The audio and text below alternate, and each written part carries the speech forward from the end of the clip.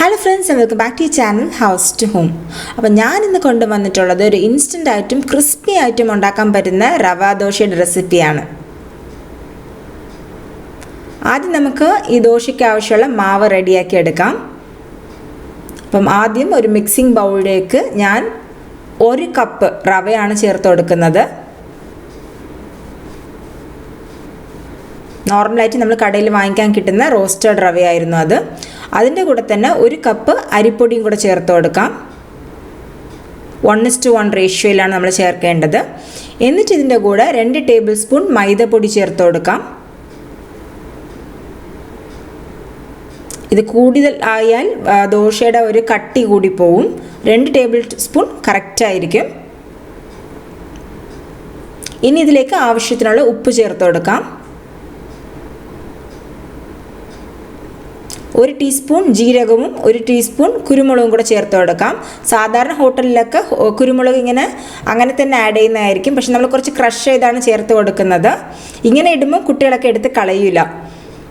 അപ്പോൾ 1 table spoon ജീരകവും കുരുമുളകും കൂടെ നമുക്കിതിലേക്ക് ചേർത്ത് കൊടുക്കാം. എന്നിട്ട് ഇത് നല്ലപോലെ ഒന്ന് മിക്സ് ചെയ്തെടുക്കാം. ഇതിലേക്ക് 2 പച്ചമുളക് നല്ല ഫൈനായിട്ട് ചോപ്പ് ചെയ്ത് ചേർത്ത് കൊടുത്തോളൂ. 1 ടേബിൾ സ്പൂൺ ഇഞ്ചി അതും നല്ലപോലെ ഫൈനായിട്ട് ചോപ്പ് ചെയ്ത് ചേർത്ത് കൊടുക്കാം. കരിവേപ്പില,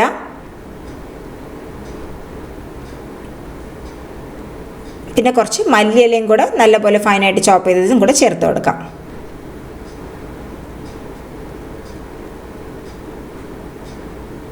എന്നിട്ട് ഇതിനെ ഒന്നും കൂടെ നന്നായിട്ട് മിക്സ് ചെയ്തെടുക്കാം.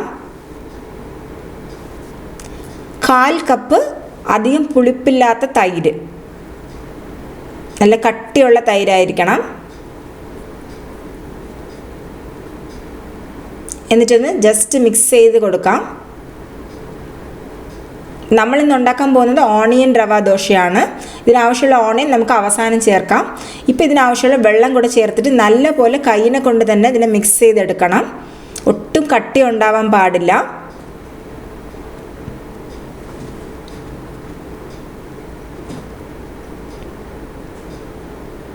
അപ്പം ഇതിന് വെള്ളം അധികമായിരിക്കണം. സാധാരണ നമ്മൾ ദോശ ഉണ്ടാക്കുന്നതിൻ്റെ കാട്ടിലും നല്ല വാട്ടറി കൺസിസ്റ്റൻസിയിലായിരിക്കണം റവ ദോശയുടെ മാവ്. നല്ലപോലെ മിക്സ് ചെയ്തെടുത്തോളൂ.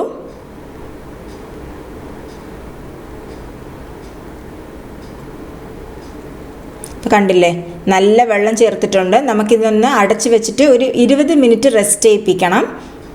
അപ്പം നമ്മൾ റവയെല്ലാം ഒന്ന് നല്ല കുതിർന്ന് കിട്ടും. 20 മിനിറ്റിന് ശേഷം കണ്ടില്ലേ, ഈ വെള്ളം ഫുള്ളങ്ങ് റവ പിടിച്ചെടുത്തിട്ടുണ്ട്. മാവ് നല്ലപോലെ കട്ടിയായിട്ടുണ്ട്. ഇതൊന്നും കൂടെ നല്ലപോലെ ഇളക്കി കൊടുത്തതിന് ശേഷം ഇതിലേക്ക് ഞാൻ 1 കപ്പ് ഫൈനായിട്ട് ചോപ്പ് ചെയ്ത സവാള ചേർത്ത് കൊടുക്കാൻ പോവുകയാണ്.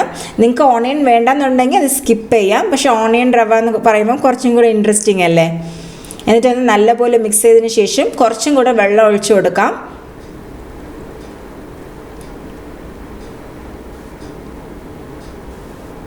നല്ല തിൻ കൺസിസ്റ്റൻസിയിലായിരിക്കണം, തിൻ ആൻഡ് വാട്ടറി കൺസിസ്റ്റൻസിലായിരിക്കണം റവ ദോശയുടെ ബാറ്റർ. കണ്ടില്ലേ, ഇതാണ് ഇതിൻ്റെ കൺസിസ്റ്റൻസി. ഇനി നമുക്ക് ദോശ ഉണ്ടാക്കാൻ തുടങ്ങാം. കല്ല് നല്ലപോലെ ഹൈയിൽ വെച്ചിട്ട് ചൂടാക്കിക്കോളൂ. നല്ല ചൂടായതിനു ശേഷം ഒരു തവിനെ കൊണ്ട് ഇങ്ങനെ നമുക്ക് മാവിനെ കോരി ഒഴിച്ചു കൊടുക്കണം. സാധാരണ ദോശേൻ്റെ മാതിരി നമുക്കിങ്ങനെ തേച്ച് കൊടുക്കാൻ പറ്റത്തില്ല, കാരണം നല്ല വാട്ടറി കൺസിസ്റ്റൻസി ആയതുകൊണ്ട്. ഇങ്ങനെ ഒരുപാട് ഹോൾസ് വരുന്ന മാതിരി ഒഴിച്ചു കൊടുക്കണം. എന്നിട്ടൊരു മീഡിയം ഫ്ലെയിമിൽ വെച്ചിട്ട് തന്നെ കുക്ക് ചെയ്യാം. പക്ഷെ ഒഴിക്കുമ്പം നല്ല ഹൈ ഫ്ലെയിമിലായിരിക്കണം, അല്ലെങ്കിൽ നിങ്ങൾക്കിങ്ങനെ ഹോൾസ് എല്ലാം കിട്ടത്തില്ല. ഇനി ആവശ്യത്തിനുള്ള നെയ്യോ എണ്ണയോ കൂടെ ചേർത്തിട്ട് നല്ല ക്രിസ്പി ആവുന്നവരെ നമുക്കിതിനെ കുക്ക് ചെയ്യാം.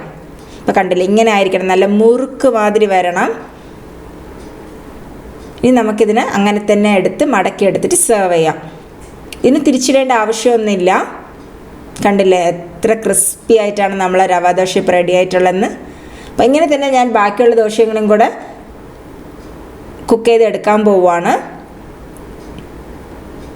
ഇതിൻ്റെ കൂടെ ചമ്മന്തി കൂട്ടി കഴിക്കാൻ നല്ല ടേസ്റ്റ് ആയിരിക്കും, സാധാരണ കോക്കനട്ട് ചമ്മന്തി. അപ്പോൾ എന്തായാലും ഈ റെസിപ്പി നിങ്ങൾ ട്രൈ ചെയ്ത് നോക്കൂ, ഞാൻ വിശ്വസിക്കുന്നു. ട്രൈ ചെയ്ത് നിങ്ങൾ അഭിപ്രായം പറയാൻ മറക്കരുത്.